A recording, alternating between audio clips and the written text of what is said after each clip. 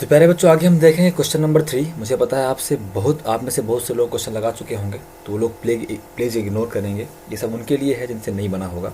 ठीक है बच्चों, तो क्वेश्चन नंबर 3 कहता है प्रथम चतुर्थांश में x square is equal to 4y, y is equal to 2 एवं वाई इज इक्वल टू 4 एवं वाई अक्ष से घिरे भाग का क्षेत्रफल ज्ञात कीजिए। बच्चों, पिछले दो क्वेश्चन जो थे वो एक्स अक्ष की लिमिट पे निर्धारित थे। ये वाले क्वेश्चन जो हैं वाई अक्ष की लिमिट में है। तो बच्चों, जब समाकलन x के सापेक्ष होता है तो लिमिट x की होती है। मतलब अगर लिमिट x की है तो समाकलन x के सापेक्ष होगा। अब अगर लिमिट y की है मतलब समाकलन भी y के सापेक्ष होगा। ये बात हमको समझनी है। तो सबसे पहला काम होता है, हम बोलते हैं दिया है परवलय का समीकरण x square equal to 4y। तो लगे हाथ हमने इससे x की वैल्यू निकाल ली। x इक्वल टू 2√y मिल गया और y इज इक्वल टू 2 और y इज इक्वल टू 4 पहले से दिया हुआ है। इसके हिसाब से हमारा सबसे पहला काम होता है ग्राफ खींचना, है ना बच्चों। तो अभी हम समझ लें किस प्रकार का ये पैराबोला है। तो प्यारे बच्चों, अगर हम बात करें तो ये पैराबोला है x square is equal to 4ay के जैसा, है ना बच्चों। X square is equal to क्या है, ये x square is equal to 4ay, मतलब ये प्लस का y है, इधर साइड प्लस का y है, मतलब ये y में अपवर्ड पैराबोला है। ठीक है बच्चों, इसको हम बनाते हैं तो कुछ इस तरीके से बनेगा। ये y एक्सिस बना, ये x हो गया बच्चों, ये x डैश हो गया प्यारे बच्चों, ये y हो गया और ये क्या हो गया, y डैश हो गया। ये हुआ ऐसे और ये हुआ ऐसे। ठीक है बच्चों, तो ये हमारा बन गया x square is equal to 4y, x square is equal to 4y। ये हमारा पैराबोला हो गया। अब बच्चों, पैराबोला हो गया। अब बाकी जो रेखाएं दी हुई हैं y इज इक्वल टू 2, तो अगर y इज इक्वल टू 1 यहाँ पे है बच्चों, है ना, अगर यहाँ पे 1 है, अगर यहाँ पे 2 है, अगर यहाँ पे 3 है, अगर यहाँ पे 4 है प्यारे बच्चों, तो कुल मिला के जो y इज इक्वल टू 2 है, y इज इक्वल टू 2 का मतलब बच्चों y अक्ष के समानांतर कोई रेखा, है ना, y अक्ष के समानांतर कोई रेखा ये बन गई। इसे हम क्या बोलेंगे बच्चों, इसे हम बोलेंगे y इज इक्वल टू 2। अब बच्चों y is equal to 4, y is equal to 4 यहाँ पे है तो ये बन जाएगा y इज इक्वल टू 4 रेखा का समीकरण। इसे हम बोल देंगे बच्चों क्या, इसे हम बोल देंगे y इज इक्वल टू 4। ठीक है प्यारे बच्चों, तो ये एक पॉइंट मिल गया और ये एक पॉइंट मिल गया। ठीक है बच्चों लोग, यहाँ पे लिमिट क्या है, यहाँ पे पॉइंट क्या हो जाएगा, अगर ये पॉइंट A है इसके कोऑर्डिनेट होंगे बच्चों 0,2, क्या हो जाएंगे 0,2। और अगर ये कोई पॉइंट है बच्चों B, इसके कोऑर्डिनेट होंगे 0,4 होंगे। तो कुल मिला के हमें इस 2 से लेके 4 तक की लिमिट मिल गई। ठीक है प्यारे बच्चों, अब कहता है चतुर्थांश फर्स्ट चतुर्थांश में, मतलब फर्स्ट कोऑर्डिनेट में एरिया फाइंड करना है। मतलब हमको इतना एरिया फाइंड करना बच्चों, यहाँ से लेके यहाँ से लेके यहाँ से लेके और ये इतना एरिया हमको फाइंड आउट करना है, ये पूरा। मतलब अगर ये A है, ये B है और ये C है और ये D है, तो हमें A B, है ना, C D A का क्षेत्रफल ज्ञात करना है। ठीक है प्यारे बच्चों, तो ये हो गया हमारा डायग्राम बन गया। अब डायग्राम के लिए अगला काम क्या होता है बच्चों, अगला काम होता है चेक फॉर सिमेट्री। सममित के लिए चेक करना, सममित तो है, जितना ये पोर्शन है उतना ये भी पोर्शन है, लेकिन चूंकि हमें केवल फर्स्ट कोऑर्डिनेट का फाइंड करना है तो सममित से कोई मतलब नहीं, हमें केवल इतने का क्षेत्रफल ज्ञात करना है। अब अगला वेरी इंपॉर्टेंट काम है बच्चों, dx लंबाई की आयताकार पट्टी की रचना करना। यहाँ हम बोलेंगे कि क्या बोलेंगे बच्चों, बिंदु पी एक्स कॉमा वाई से, बिंदु पी एक्स कॉमा वाई से, बिंदु पी एक्स कॉमा वाई से, चूँकि ये y अक्ष में है, लिमिट y की दी है तो समाकलन y का होगा। आप एक बात जान लें बच्चों, जो रेक्टेंगुलर स्ट्रिप है वो हमेशा अगर x अक्ष और परवलय के बीच, y अक्ष और परवलय के बीच का क्षेत्र पूछा गया है तो हमेशा हम प्रयास करते हैं बच्चों कि वो रेक्टेंगुलर स्ट्रिप जो है वो अक्ष पर ही बने। वो रेक्टेंगुलर स्ट्रिप बच्चों कहाँ बने, अक्ष पर ही बने। अभी तक के जो 2 क्वेश्चन थे बच्चों उस पे x अक्ष से मतलब था, तो हमने रेक्टेंगुलर स्ट्रिप जो है वो x अक्ष में बनाई थी, है ना बच्चों। यहाँ कहाँ बनाई थी हमने, x अक्ष में बनाई हुई थी, क्योंकि ये x अक्ष के सापेक्ष था, लिमिट x की दी हुई थी। अब बच्चों यहाँ पे जो है लिमिट y की दी हुई है, लिमिट y की दी हुई है, तो रेक्टेंगुलर स्ट्रिप हम बाई अक्ष पर बनाएंगे, मतलब इस परवलय से बाई अक्ष पर बनाएंगे। और इस बार ये y है बच्चों, तो चौड़ाई क्या होगी, dy होगी। पहले तक प्यारे बच्चों ये कहाँ पे बना था, ये x अक्ष पे बना था, तो चौड़ाई क्या हो गई थी, dx हो गई थी।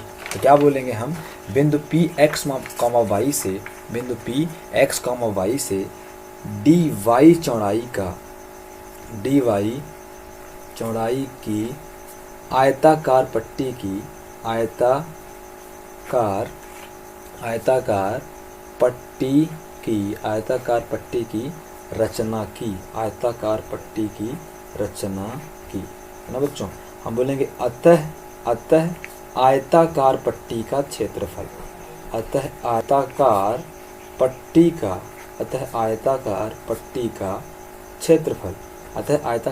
का क्षेत्रफल बराबर बच्चों, आयत का क्षेत्रफल क्या होता है, लंबाई गुणे चौड़ाई।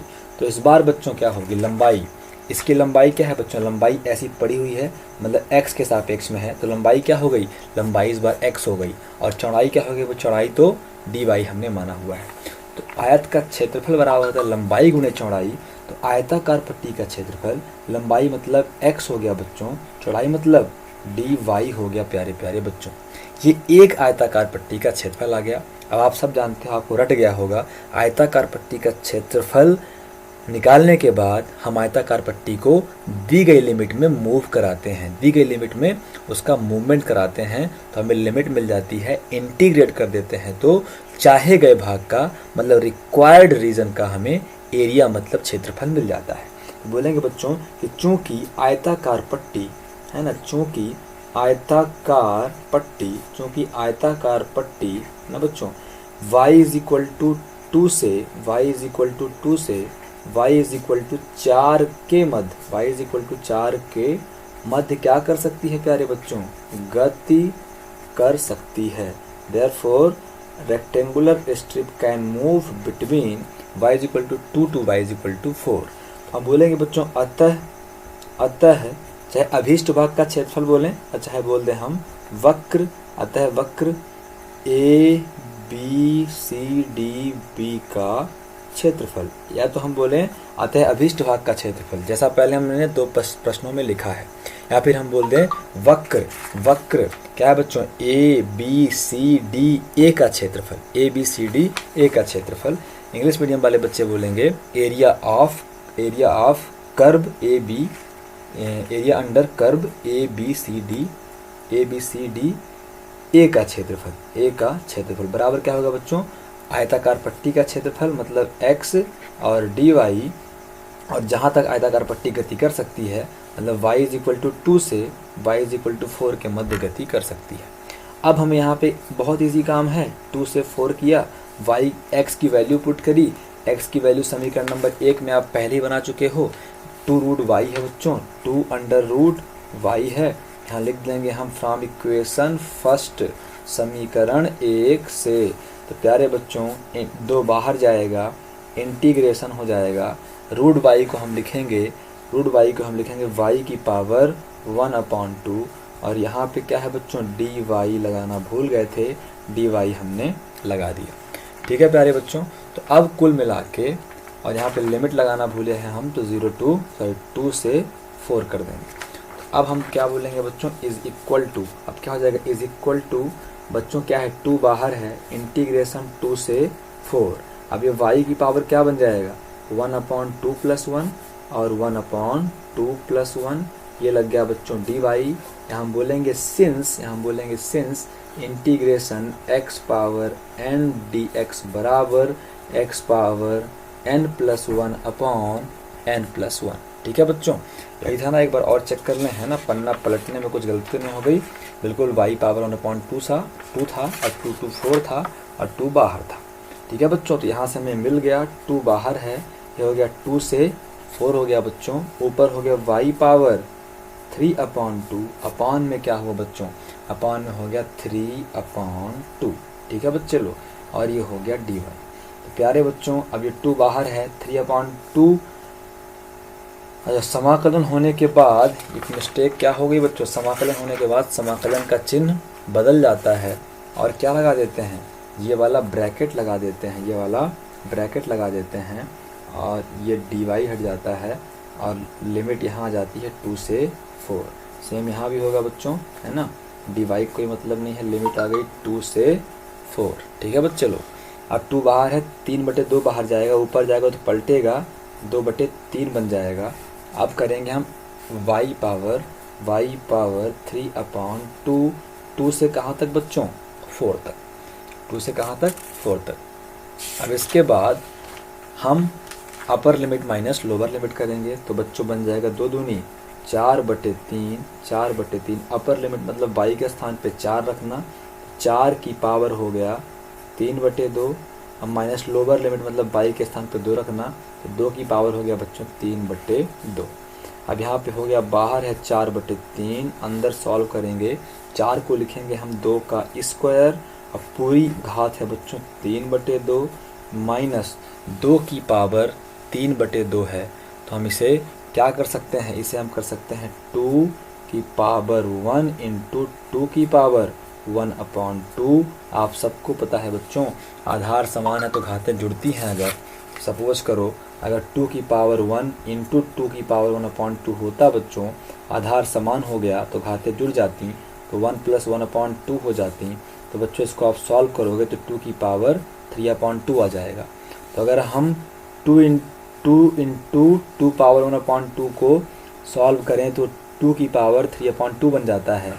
तो क्या हम 2 की पावर 3/2 को 2 इंटू 1 इंटू 2 की पावर 1/2 नहीं कर सकते? बिल्कुल कर सकते हैं बच्चों। ठीक है, तो अभी क्या होगा, इज इक्वल टू 4/3 हो गया, 4/3 हो गया, है ना बच्चों। और ये बन गया 2 से 2 कैंसिल, तो बन गया 2 की पावर 3।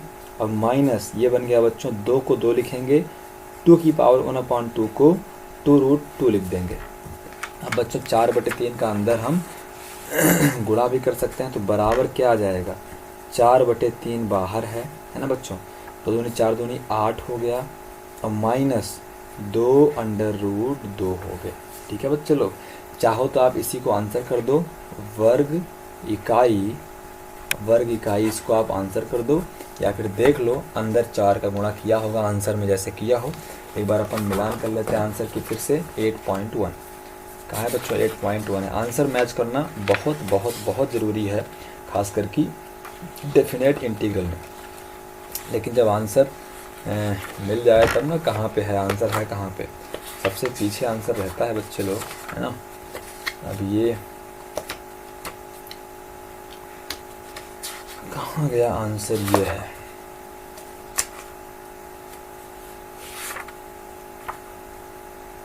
अरे भाई आंसर तो मिल जाए, ये है बच्चों आंसर, कहाँ गया, 8.1 का ये अंदर गुणा कर दिया गया है बच्चों, देखो आप, है ना, अंदर गुणा कर दिया गया है। अंदर गुणा करेंगे तो हो जाएगा बच्चों 4/3 का अंदर गुणा करेंगे 8 3 हो जाएगा बच्चों 24/3, है ना, 24/3, 8 3 24/3 मतलब माइनस 4 दूनी, ये बन जाएगा बच्चों कितना, 8, 4 दूनी 8 √2/3, ये हो गया। ठीक है बच्चों लोग, और फिर इसका एलसीएम ले लिया गया है, तो ये बन गया है बच्चों एलसीएम 3 आ गया है, और यहाँ पे 24 - 8 √2, ये हो गया बच्चों वर्ग इकाई, हमारा आंसर हो गया। अब बच्चों ये टाइप वाले क्वेश्चन आप कर लेना।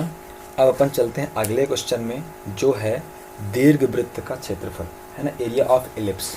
ठीक है बच्चों, दीर्घवृत्त का क्षेत्रफल, ये क्वेश्चन है। क्वेश्चन नंबर 4 कहता है दीर्घवृत्त x² / 16 + x² / 9 = 1 से घिरे क्षेत्र का क्षेत्रफल ज्ञात कीजिए। ठीक है बच्चों, तो क्या करेंगे इसमें हम, या तो अभी केवल एक है, इतना बस है, तो अपन सारे जो अपने रूल हैं वो लगा देंगे। पहला रूल क्या है बच्चों, हम हल करके बोलें, है ना बच्चों, हल करके बोलें, हल नंबर 4 है ये। क्या बोलें बच्चों, हम पहला बोलें दिया है, क्या दिया है बच्चों, दीर्घवृत्त का क्षेत्रफल, area of equation of ellipse, है ना बच्चों, दीर्घवृत्त का, है ना, दीर्घवृत्त का क्षेत्रफल, सॉरी दीर्घवृत्त का समीकरण, इक्वेशन ऑफ इलिप्स क्या है बच्चों, ये है x² / 16 plus y square upon 9 is equal to 1, x square upon 16 plus y square upon 9 is equal to 1। तो प्यारे बच्चों, आप सभी को मैं समझाने के लिए बता दूं, एक बार रिकॉल करा दूं कि इलिप्स का डायग्राम क्या होता है। सबसे पहला इलिप्स का इक्वेशन है बच्चों x square upon A square plus y square upon B square is equal to 1। अब इसमें बच्चों कंडीशन है कि अगर a is greater than b रहे, है ना, जब a is greater than b रहे तो डायग्राम कैसा बनेगा। डायग्राम बनेगा बच्चों एक्स एक्सिस में लेटा हुआ एलिप्स, ये हो गया बच्चों, ये एक्स एक्सिस हो गया, ये हो गया बच्चों। अगर यहाँ पे और यहाँ पे आप देख लो, ये हुआ और ये हुआ, अपना एलिप्स ऐसा कुछ बनता है बच्चों, ये इस तरीके से एलिप्स बनता है। अब देखो ये जो एक्स एक्सिस होता है, इसका एक्स एक्सिस बच्चों जो होता है ये ए होता है, क्या होता है, ए होता है। ये पूरा क्या हो गया बच्चों, ए हो गया। यहाँ से लेके यहाँ तक क्या हो गया बच्चों, ए हो गया, ठीक है। यहाँ से लेके यहाँ तक बच्चों क्या हो गया, सॉरी ये पूरा नहीं है, सॉरी ये पूरा क्या है, ए हो गया। इतना क्या हो गया बच्चों, ए हो गया। मतलब इस पॉइंट के निर्देशांक a, 0 होते हैं, इसके बच्चों -a, 0 होते हैं, इसके बच्चों 0, b होते हैं, इसके बच्चों 0, -b होते हैं। मतलब ये डिस्टेंस है बच्चों a, तो ये है a मतलब -a, ये बच्चों b है और इधर क्या है, -b है। ठीक है प्यारे बच्चों, इस तरीके से एरिया ऑफ क्या होता है, पैराबोला होता है। अब आपकी जानकारी के लिए बता दें कि ये यहाँ पे दो फोकस होते हैं, जिसको हम फोकाई कहते हैं। दो फोकस होते हैं, दो नाभियाँ होती हैं, और नाभि के निर्देशांक बच्चों अगर ये F1 है तो होता है AE, है ना, AE, 0, और यहाँ पे क्या हो जाएगा, इस नाभि के निर्देशांक -AE, 0। बच्चों जितना बोर्ड में मेरे पास जगह होता है उतना जगह इसमें नहीं है, तो अगर आपको इलिप्स समझ में नहीं आता है तो आप ज़रूर कमेंट कर देना। मैं इस क्वेश्चन को, इलिप्स वाला क्वेश्चन, एक क्वेश्चन बोर्ड में रिकॉर्ड करके बता दूंगा। ठीक है बच्चों, तो ये हो गया, ये एक पहला टाइप का हो गया पैराबोला। दूसरा टाइप का पैराबोला होता है बच्चों x square upon A square plus y square upon B square is equal to 1। दिखने में इक्वेशन सेम लगता है, लेकिन कंडीशन ये होती है बच्चों कि इसमें b is greater than a होता है, मतलब इसमें b बड़ा होता है। अब देखो इसमें a बड़ा था तो x अक्ष में ज़्यादा फैल गया, ये लेट गया एलिप्स, है ना, y अक्ष में क्या था, छोटा था। अब इसमें b बड़ा रहेगा, मतलब आप समझ गए, अब हमारा एलिप्स एकदम से सीधा खड़ा रहेगा। ठीक है बच्चों, ये हो गया हमारा, तो अब एलिप्स हमारा ऐसा हो गया।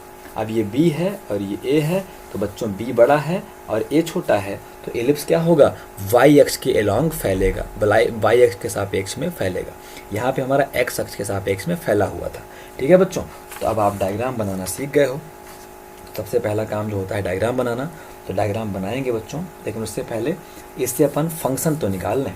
ठीक है, अभी अपन देखें कि लिमिट वगैरह कुछ नहीं दी हुई है, हमें सारा कुछ लिमिट वगैरह निकालना पड़ेगा। ठीक है, तो अभी आपने देखा एलिप्स के बारे में, थोड़ा और देखेंगे इस क्वेश्चन को में आगे बढ़ने से पहले।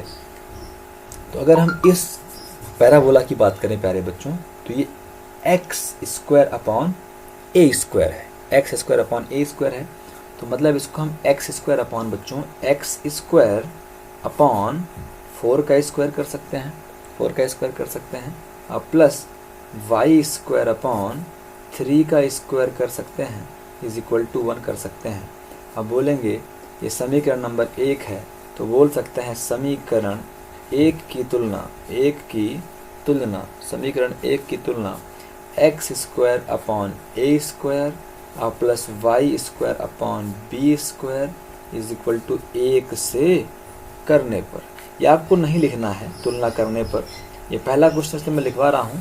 तो बच्चों क्या हो जाएगा, ए स्क्वायर 4 स्क्वायर के बराबर, तो ए बराबर, तो अतः हमें क्या मिल गया, मेन ए और बी निकालने के लिए मैंने किया है। ए इज इक्वल टू मिल गया बच्चों 4 और बी इज इक्वल टू क्या मिल गया 3। हम बोलेंगे अतः जो हमारा ए है ग्रेटर देन बी है, ए है ग्रेटर देन बी है। मतलब इससे हमको ये पता लग गया कि किस प्रकार का पैराबोला बनेगा, ए बड़ा वाला या फिर बी बड़ा वाला। तो ए बड़ा वाला बनेगा, मतलब बच्चों ये क्या बनेगा, एक्स एक्सिस में लेटा हुआ पैराबोला बनेगा। सॉरी, पैराबोला बार बार आता है, एलिप्स बनेगा। तो इसका अब अपन बनाते हैं बच्चों डायग्राम। क्या बनाए बच्चों, डायग्राम बनाएंगे। डायग्राम बनाओ, तो हम क्या करेंगे बच्चों, हमारा डायग्राम हो गया, ये हमारा हो गया एक्स एक्सिस। ठीक है बच्चों, और ये हमारा क्या हो गया, वाई एक्सिस हो गया। प्यारे बच्चों यहाँ पे कहीं पे अगर मैं एक पॉइंट ले लूँ, यहाँ पे कहीं पे मैं अगर एक और पॉइंट ले लूँ इस तरीके से, यहाँ पे एक पॉइंट लिया इसमें, यहाँ पे एक पॉइंट लिया हमने इसमें, तो बच्चों हमारा इलिप्स कुछ ऐसा बनेगा, कुछ ऐसा बनेगा, सॉरी कुछ ऐसा बनेगा हमारा इलिप्स। ठीक है बच्चों, कुछ ऐसा बनेगा हमारा इलिप्स। ठीक है, तो अगर आप देखो तो ये पॉइंट क्या होता है, a,0, ए कितना है बच्चों, तो 4,0 हो गया। ये क्या बन जाएगा बच्चे लोग, ये -4,0 बन जाएगा। आप सबको पता है कि ऐसा क्यों हो रहा है, क्योंकि ए बिंदु के निर्देशांक, ये जो ए होता है, जो आपने ए निकाला है 4, वो होता है मूल बिंदु ओ 0,0 से इसकी डिस्टेंस। ये पूरा क्या है बच्चों, ये पूरा हमारे पास है 4, इसके डिस्टेंस, इसके निर्देशांक 4,0 आ गए। और ये होता है बी की वैल्यू जो 3 है बच्चों, तो इसके निर्देशांक, अगर ये पॉइंट बी है तो 0,3 आ गए, ये पॉइंट सी है, और ये बच्चों पॉइंट डी है तो 0,-3 बन जाएंगे। अब हमें बच्चों क्या करना है, इस पूरे भाग का क्षेत्रफल निकालना है, इस पूरे इलिप्स के अंदर का क्षेत्रफल, मतलब ये पूरा, ये पूरा, ये पूरा, ये पूरा। ठीक है बच्चों, ये पूरा एरिया हमको फाइंड आउट करना है। प्यारे बच्चों, आपको पता है कि अपने पास क्या है। पॉइंट नंबर 1 है ग्राफ खींचना, खींच लिया। नंबर 2 है प्रतिच्छेद बिंदु ज्ञात करना। प्रतिच्छेद बिंदु का मतलब बच्चों यही सब है जो अपन ये सब पॉइंट्स निकाल रहे हैं, सब पॉइंट निकाल रहे हैं, सब प्रतिच्छेद बिंदु ही हुए बच्चों। ठीक है, नंबर 3 कहता है सममित चेक करना, चेक फॉर सिमेट्री। तो अभी तक के 3 क्वेश्चंस में चेक फॉर सिमेट्री का रोल नहीं था बच्चों, लेकिन इस क्वेश्चन में चेक फॉर सिमेट्री का रोल है। अगर आप देखो तो अगर अच्छा डायग्राम, सही डायग्राम बनता तो ये part number 1, part number 2, part number 3, part number 4, चारों के चारों पार्ट प्यारे बच्चों इक्वल हैं, इक्वल होते अगर अच्छा डायग्राम में बनाता तो इसका मतलब ये हुआ बच्चों, बजाय मैं इसका क्षेत्रफल अलग निकालूं, इसका अलग निकालूं और इसका अलग निकालूं, है ना, और इसका अलग निकालूं, इससे अच्छा है बच्चों कि मैं किसी एक का निकाल लूँ, मान लो इसका निकाल लूँ, किसी भी एक का निकाल लूँ और इसका 4 गुना कर दूँ, 4 का गुणा कर दूँ तो पूरे का क्षेत्रफल हमको मिल जाएगा। ठीक है बच्चों, तो बस हो गया। सममित है, हम क्या बोल देंगे, सममित है, तो यहाँ पे एक इक्वेशन बोलना पड़ेगा, या फिर आप लिखो या फिर ना लिखो, बात बन जाएगी। आप यहाँ लिख सकते हो कि चूंकि दिया गया परवलय अक्षों के सापेक्ष सममित है, देयरफॉर द गिवन, नॉट परवलय, ये क्या है बच्चों, ये है हमारा दीर्घवृत्त है। तो क्या बोलेंगे, since the given ellipse is symmetrical about x and y axis, है ना बच्चों। तो हम क्या बोलेंगे, चूंकि, ठीक है बच्चों, हम क्या बोलेंगे, चूंकि दिया गया दीर्घवृत्त अक्षों के सापेक्ष क्या है, सममित है, अक्षों के सापेक्ष सममित है। since the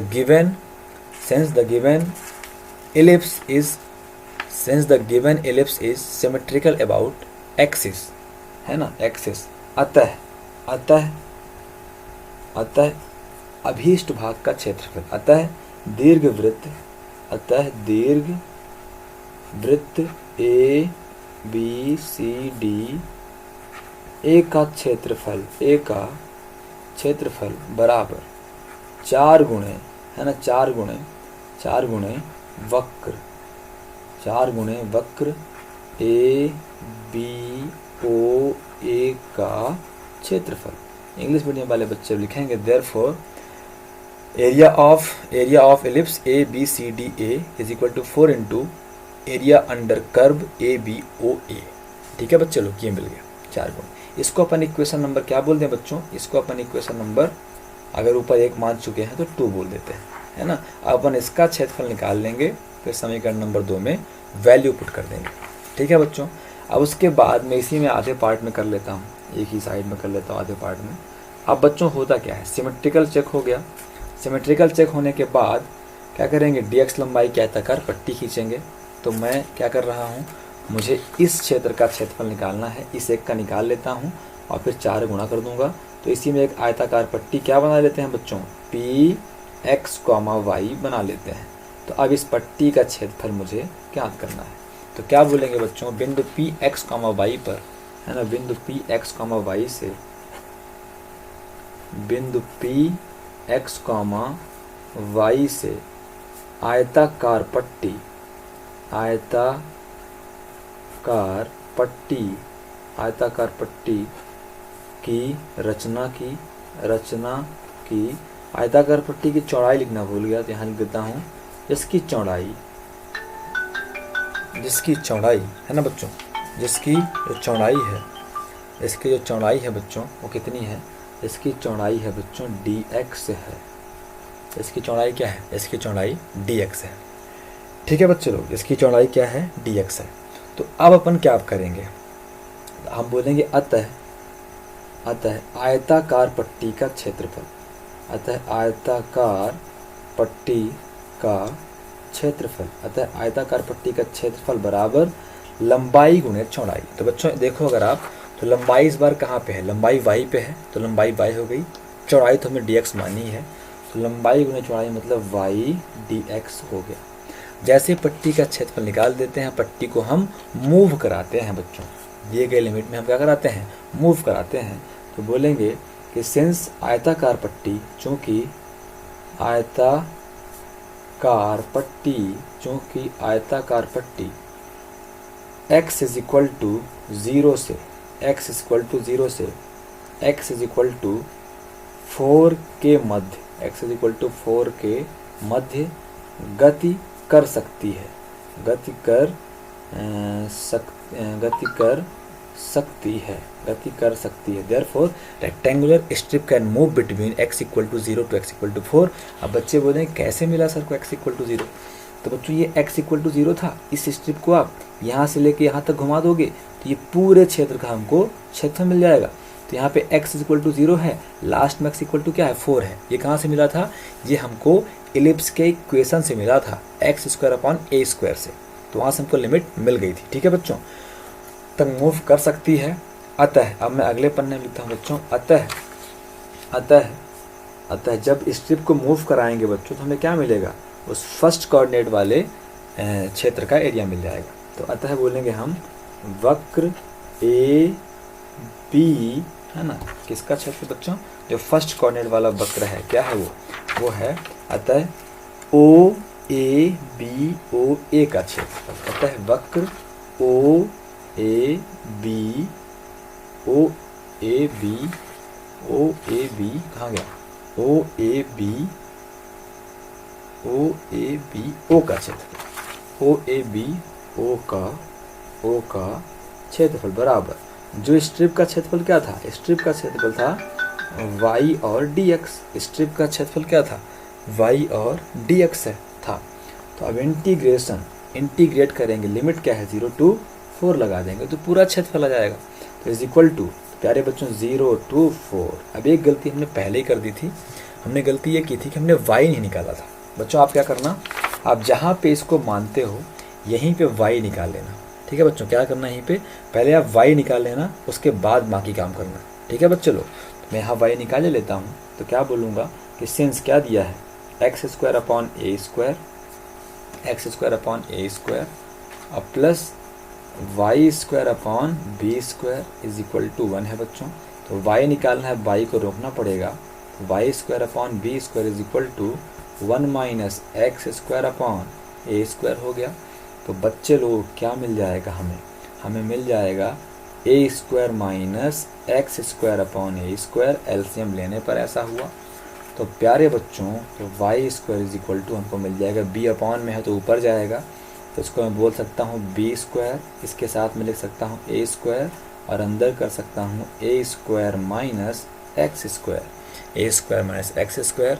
तो यहाँ से बच्चों हमें वाई क्या मिल जाएगा, यहाँ से हमको वाई मिल जाएगा, रूट लगाएंगे, देखो स्क्वायर है तो रूट से बाहर आ जाएगा बी अपॉन ए, और इस चीज़ में रूट लग जाएगा तो रूट ए स्क्वायर माइनस एक्स स्क्वायर। इसको आप समीकरण नंबर 1 माना करो, है ना। जब भी इलिप्स की बात आए, थोड़ा मुझे शुरुआत में लिखने में भूल गया था बच्चे लोग, सबसे पहला काम क्या होगा, सबसे पहला काम ये किया हमने, यहाँ से ए और बी का मान निकाल लिया, यहाँ से और बी का मान निकाल लिया। आप यहीं पे लगे हाथ वाई की वैल्यू निकाल लो। ठीक है बच्चों, जो मैंने वैल्यू यहाँ जाके निकाली है, ठीक है, आप एग्जाम्पल में देख लेना, एग्जाम्पल में कैसे किया है, कहाँ पे y निकाला है, उसके हिसाब से आप y निकाल लो, क्योंकि आपको y तो निकालना ही पड़ेगा इंटीग्रेट करने के लिए। तो y है क्या बच्चों, y है b/a और अंडर रूट ए स्क्वायर माइनस एक्स स्क्वायर और dx। b/a है बच्चों और अंडर रूट ए square minus x square dx है। ठीक है प्यारे बच्चों, A square minus x square है। तो अब क्या करेंगे हम, अब हमारा जो थोड़ा इधर स्पेस लग जाएगा, क्योंकि फार्मूला बड़ा यूज़ होगा। यहाँ पे कर लेता हूँ, b/a बच्चों बाहर जाएगा, integration 0 to a under root A square minus x square with dx, a square minus x square with dx। अब बच्चों यहाँ पे हम क्या बोलेंगे, एक फार्मूला हम जानते हैं, क्या जानते हैं बच्चों, since we know that integration under root A square minus x square dx बराबर क्या होता है बच्चे लोग, ये फार्मूला होता है प्यारे बच्चों x/2 है ना बच्चे लोग, होता है x/2, फिर पूरा उतार दो अंडर रूट ए स्क्वायर माइनस एक्स स्क्वायर। मैंने पहले ही बोला था कि स्पेशल इंटीग्रेशन के सारे फार्मूले आपसे बनने चाहिए, अगर नहीं बनते हैं तो आपकी लापरवाही है बच्चों। अब उसके लिए हम सब क्या कर सकते हैं, ठीक है बच्चों लोग। अब फिर हो गया प्लस ए स्क्वायर अपॉन 2 है फार्मूले में, प्लस का ए स्क्वायर अपॉन 2 है, और फिर है बच्चों साइन इनवर्स एक्स अपॉन ए प्लस सी, साइन इनवर्स एक्स अपॉन ए प्लस सी, ये है बच्चों फार्मूला। तो यहाँ अप्लाई करेंगे तो b/a सबसे बाहर है, फार्मूला लगता है तो ब्रैकेट ये लग जाता है। ठीक है बच्चों लोग, अब है x/2, x मतलब x ही है ना बच्चों, x/2, फिर लिख देंगे बच्चों है ना ए स्क्वायर माइनस एक्स स्क्वायर, फिर लिख देंगे बच्चों A square minus x square, उसके बाद प्लस बच्चों x/2 है, और फिर है साइन इनवर्स x/a। अब ये लिमिट 0 to 4 बच्चों यहाँ लग जानी है, अब ये लिमिट प्यारे बच्चों 0 to 4 यहाँ पे लग जानी है। ठीक है, ये आ गया हमारा। अब इस पे सबसे मेन काम है बच्चों upper limit minus lower limit करना, है ना। सबसे मेन जो काम है यहाँ पे हमारा वो यही है कि हम इस पे upper limit minus lower limit करें, और upper limit minus lower limit. अच्छा, एक चीज़ और है, एक चीज़ क्या है कि इसमें मिस्टेक क्या हो गई, हमसे मिस्टेक बार बार ही हो रही है ना। अपने पास ये समीकरण थोड़ी था y के लिए, अपने पास y के लिए दूसरा समीकरण था यार, कितनी बड़ी गलती कर दी है, y के स्थान पे क्या रख दिया। अभी बहुत बड़ी गलती नहीं हुई है ना, अभी इसको हम सॉर्ट आउट कर सकते हैं बच्चे लोग, बस मुझे एक एक्स्ट्रा पेज चाहिए होगा। ठीक है, तो मैं यहाँ पे एक एक्स्ट्रा पेज का इस्तेमाल करके आपको पहले बता दूँ। ठीक है बच्चों, y क्या चाहिए, आप लोग भी बोला करो यार, ऑफलाइन क्लास है लेकिन ठीक है। अपने पास क्या था, अपने पास था एक्स स्क्वायर ना बच्चे, अपने पास क्या था, एक्स स्क्वायर था, एक्स स्क्वायर अपॉन 16 है, प्लस वाई स्क्वायर अपॉन 9 है, इज इक्वल टू 1 है।